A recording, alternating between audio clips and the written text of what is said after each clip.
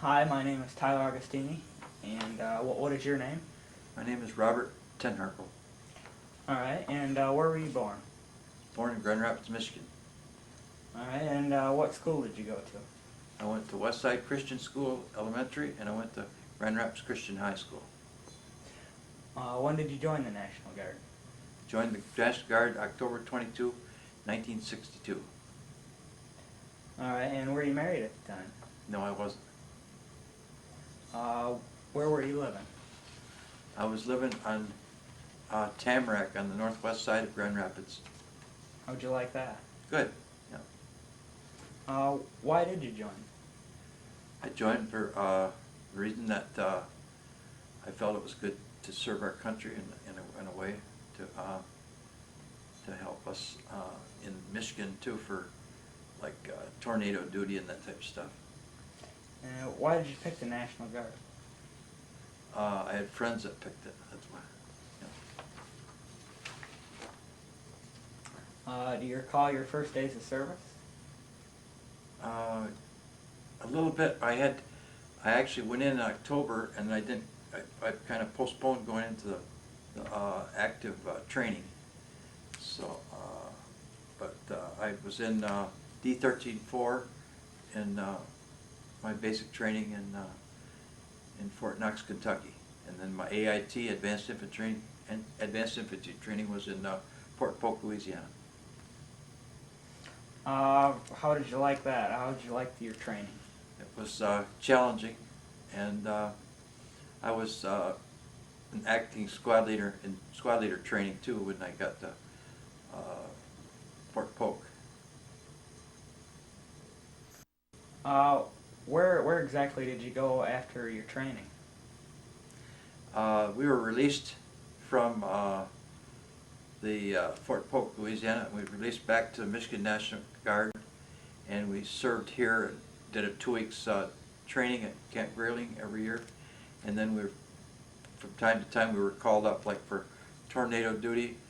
In Standale we had to do some guarding for looting and so forth, and then also we had like there was a call up by Hillsdale College where there was some problems down there, so, and also for the national call up, presidential call up for Detroit riot. We were called up for that in 1967. What did you do in the Detroit riots? We were actually every other street corner. We were trying to control the coming and going of. We were trying to have a curfew, so people would stay home at night and so forth, and then also to try to calm down the looting and everything that was going on. It was real bad. So that's quite a bit. I was an acting squad leader in that. Okay, and did you see any combat of any sort? At night we were getting shot at with small arms fire on the corners. Every other corner had a squad of men, and it was kind of interesting because at that time we had guys getting killed in Vietnam, and here we were in our own country getting shot at. It's kind of something I always remember. Were there any casualties? Yes, there were. Some of it was not directly related. There was one guy that got killed with lightning strike as he was going into the Detroit Central High School gym. That'd be a way to go. Yeah. Tell me about your experiences as far as what was the food like, and the food was acceptable. I think that it's all pre-engineered, so you get your right amount of calories and everything. So if you're supposed to lose it, you're going to lose it. If you're supposed to gain weight, you'll gain it. what were some of the most memorable things about the riots?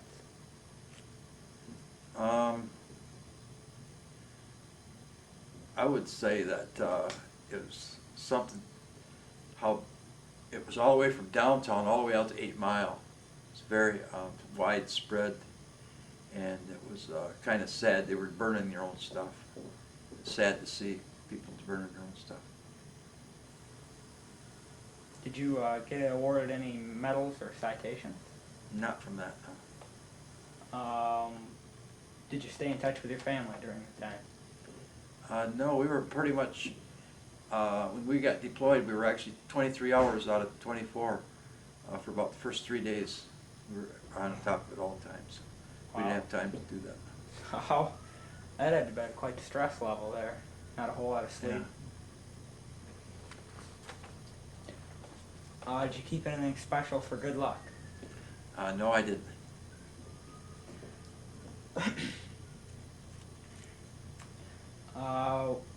Were you, how long did the riots last? Or how long were you there? Well, we were there until August 2. So it went from July 25th to August 2. And then the following year, they were worried about having something similar going on. So we went back to Detroit, but then it did nothing. Maybe just our presence there helped stave it off because there was some racial tension there. What about the Hillsdale College? What? My memory isn't real sharp on that.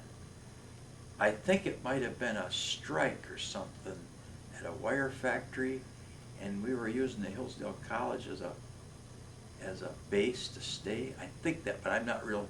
Don't quote me on that. I don't remember. I didn't remember that part of it. Okay. Do you recall any humorous or unusual events?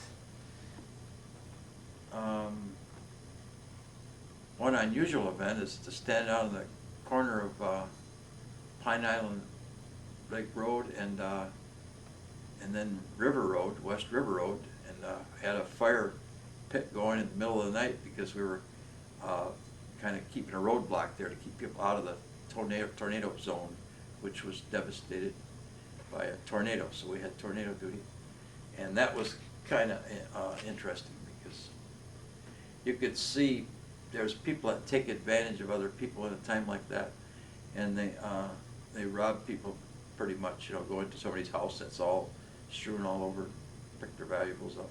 Now, did you have any confrontations with those people at all, you personally? We've had at that time there was people that come in and we had to holler at them, halt. We got them to turn around. Yeah, and yeah, that was kind of interesting. I think that was. The National Guard has a place for that type of thing because the police departments are stretched thin as it is, and when you have something major like that going on, they can't cover it. Do you have any photographs? No, I wish I did have. I should have kept some of that. Did you keep a personal diary? No, I did not. No, I did not. Is there anything else interesting that you'd like to?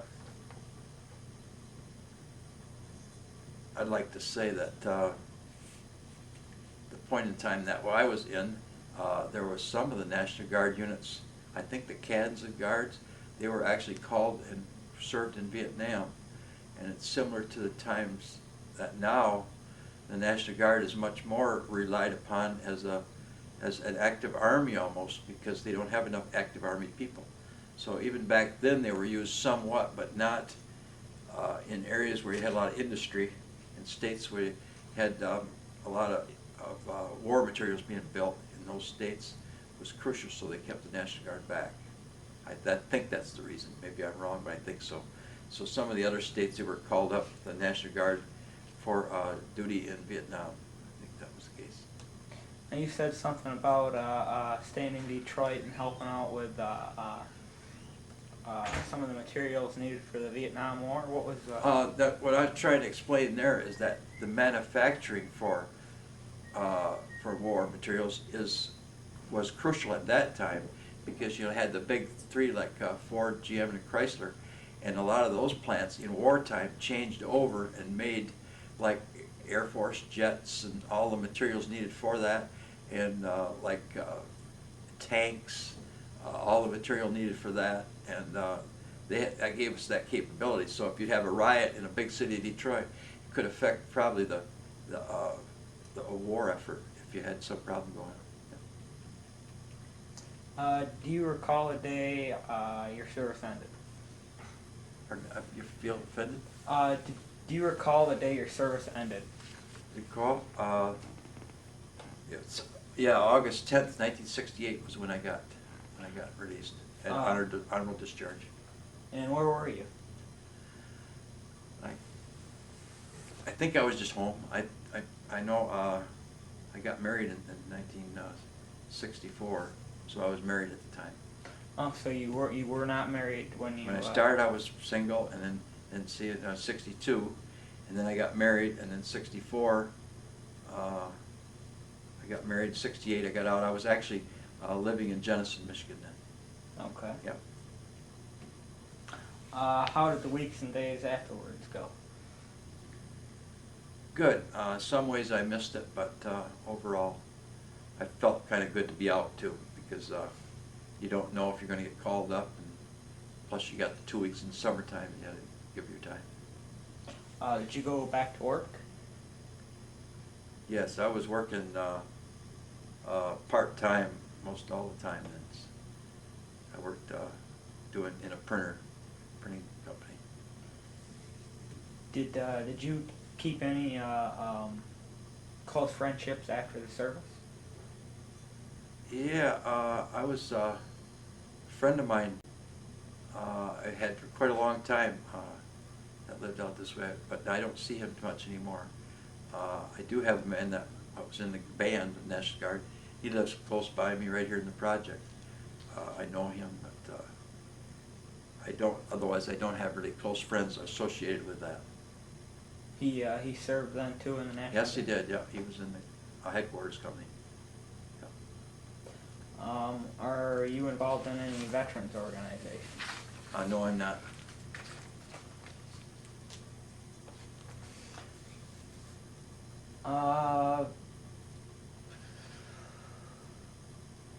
How did your service affect your life overall? I think when you're in the service, you learn to appreciate your home, your food, your friends, and life comes at a different perspective.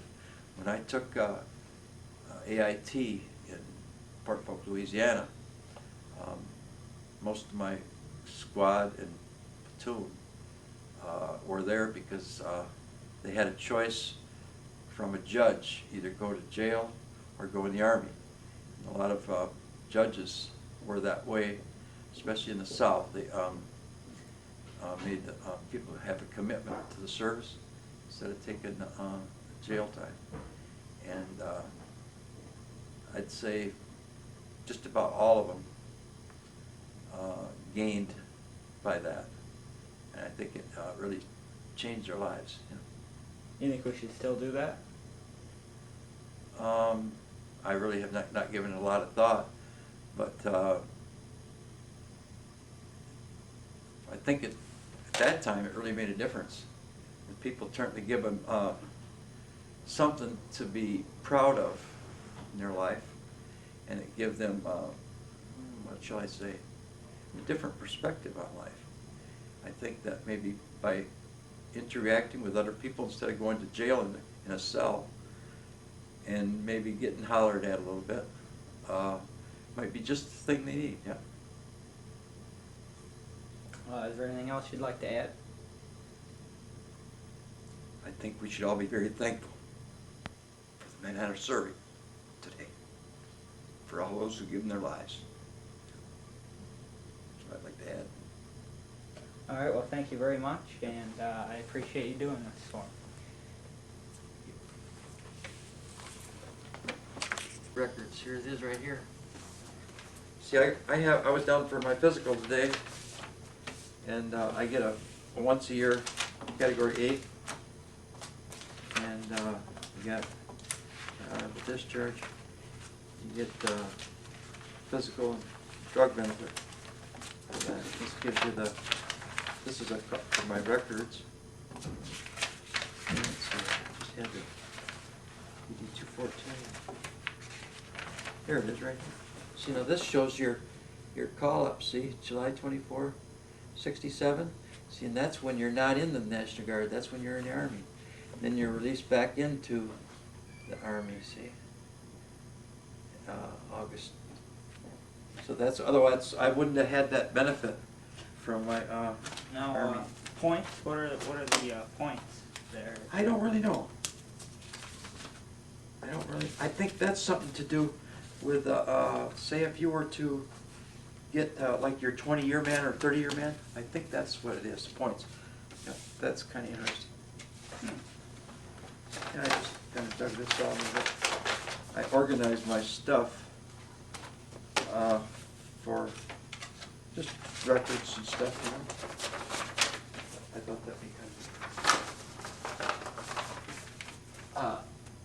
Are you thinking of joining or not? Honestly, if I were to join, I'd join the Air Force.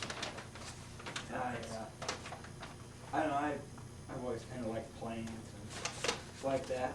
Yeah, I sure. wouldn't mind being a pilot. Okay.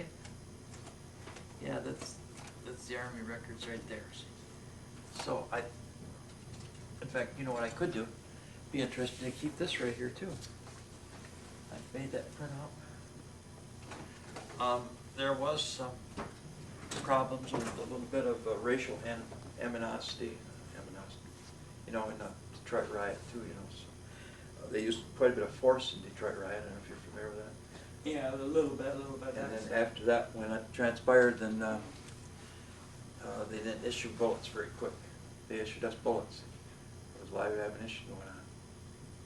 So you guys had the material you needed done? Yeah.